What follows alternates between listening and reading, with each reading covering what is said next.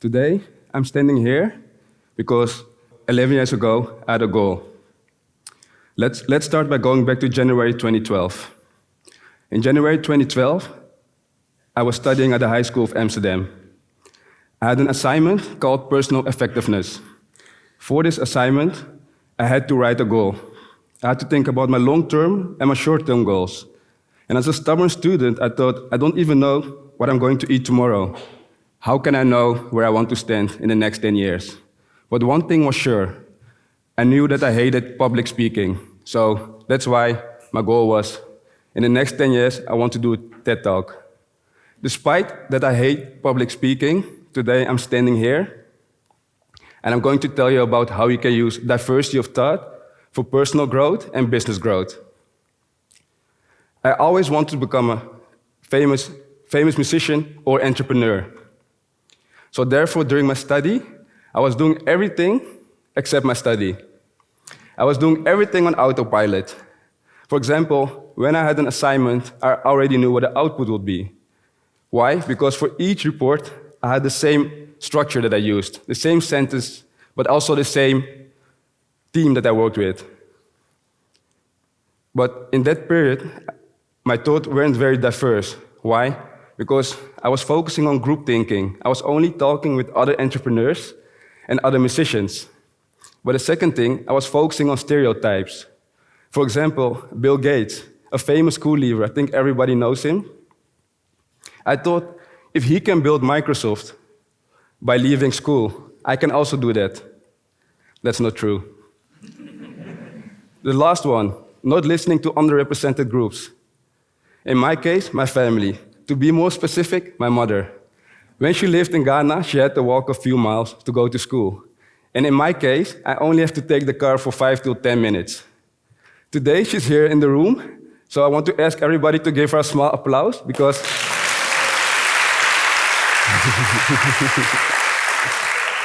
because without her, I wouldn't stand here. Soort zoekt soort. That's an often said Dutch saying. This is something that I really saw during my study. During my study, in my class, I saw a lot of difference between the people in my class, comparing the people from the northern part of the Netherlands and the southern part of the Netherlands. But also people that already has done a study, and people like me that just came from high school. So when I had to make a group, I always went in a group with people that looked like me. So think about people that lived nearby Amsterdam and were interested in sports. So when we had to do a project together, we already knew what the output would be, because everybody had the same vision, the same thoughts. So every time we had the same output.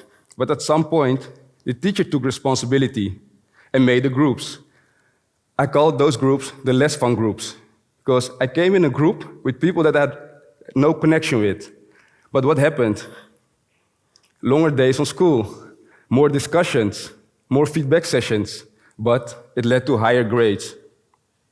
And again, the next project came in a class with people that I had no connection with. Longer days on school again, more feedback sessions, and again, a lot of discussions, but higher grades. I have a question for you all. Back in the days, or nowadays, when you were on school, or for the gym classes, when you had to make a group, please put your hands up if you went in a group with people that you had a connection with. And put your hands up if you went in a group specific with people that you had no connection with. Almost nobody. As you can see, people prefer to connect with people that look like them and think like them. What is diversity for me? So diversity for me is accepting people in a broader sense. So not only based on age or gender, but also based on how somebody expresses himself in terms of fashion, but also your role within a society. So it's more than only ethnicity. So back in the days, I always thought I was very diverse, because all my friends have their own background, their own beliefs, their culture. But someday, my girlfriend said, like, Des, you think that you're very diverse, but you and all your friends, you all look different, but you all think like each other in terms of school, work, and everything around that. So that's a big eye-opener for me. In 2016, I started working for a Dutch legal tech company. It was one of my first jobs in the marketing. During this job, we had a goal to hit the first position for a specific keyword. But every time we were hitting the second, third, and fourth position in Google. So one day, I had an idea. I pitched my idea to the founders of the company, the senior specialist, and the marketing manager. As a junior marketing specialist, everybody accepted my ideas and my thoughts. So we implemented my idea, and what happened? We hit the first position. So again, that was also a big eye-opener for me, because I was in a room with people that had more experience than me in the field, but still everybody managed to listen to me and to implement my way of thinking. So that's also for me, diversity of thought, like the image behind me. So you can see one tree, 4 different people, and four different thoughts. In 2018, I started working for an international office supply company. For my role, I had to set up a European marketing strategy together with my manager. So based on what worked in the Netherlands, we implemented our strategy, but what happened when we pitched it, we got a lot of negative feedback from all the local markets. So, because what works in the Netherlands doesn't work in Spain or in Norway or one of the other Nordic countries. So that was again a big learning for me. So what would I do different next time? Next time I would ask more and assume less, but also create a framework that's adjustable for everybody. Again, I have a question for you all. What is the best city of the Netherlands? Is it A, Amsterdam, or is it B, Breda? So if you think it's Amsterdam, please put your hands up. If you think it's Breda, put your hands up.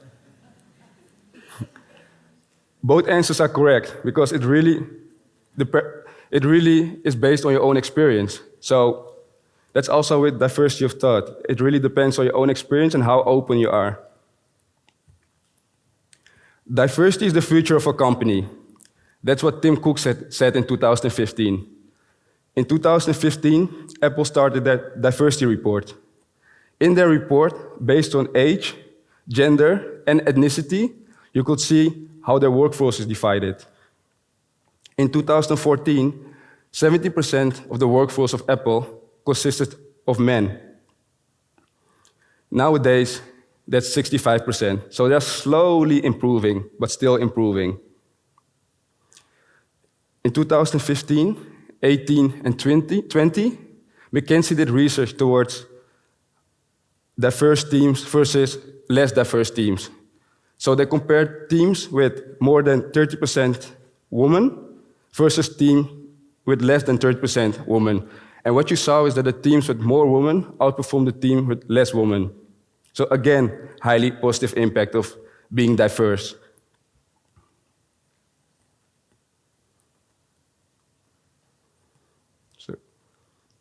But I have my own company, and how am I implementing diversity? So for us, the hiring process is very important. So based on the research from Tara Sofia, from the Harvard Business Review, she did research towards why do women don't apply for jobs? And the reason is, a woman only applies for a job when she meets all the requirements for 100%. But in case of men, that's only when they hit the requirements for 60%. So within my company, on all the vacancies, I added, if you don't meet all the requirements for this role, still apply, because maybe this role won't be something for you, but we have other role available. The second thing that we did is we created templates that we use for interviews, because having a template for each interview prevents us to have biased questions.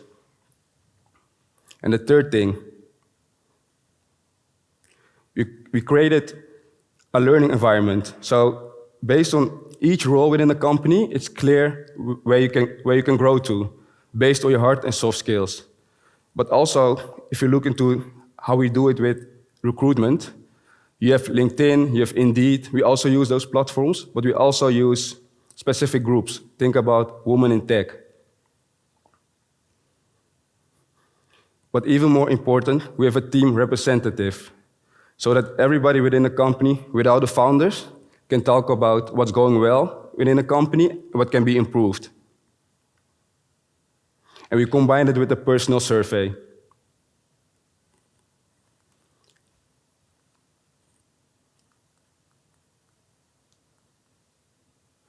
So I had a goal 11 years ago that I wanted to do a TED Talk. I'm standing here today. I'm so happy. I can't believe it. And therefore, I want to ask you all to challenge yourself by seeking discomfort, because in discomfort, there's growth. Go outside, have a conversation with somebody that doesn't look like you and doesn't think like you, to learn from them. Thank you all, and this was my talk.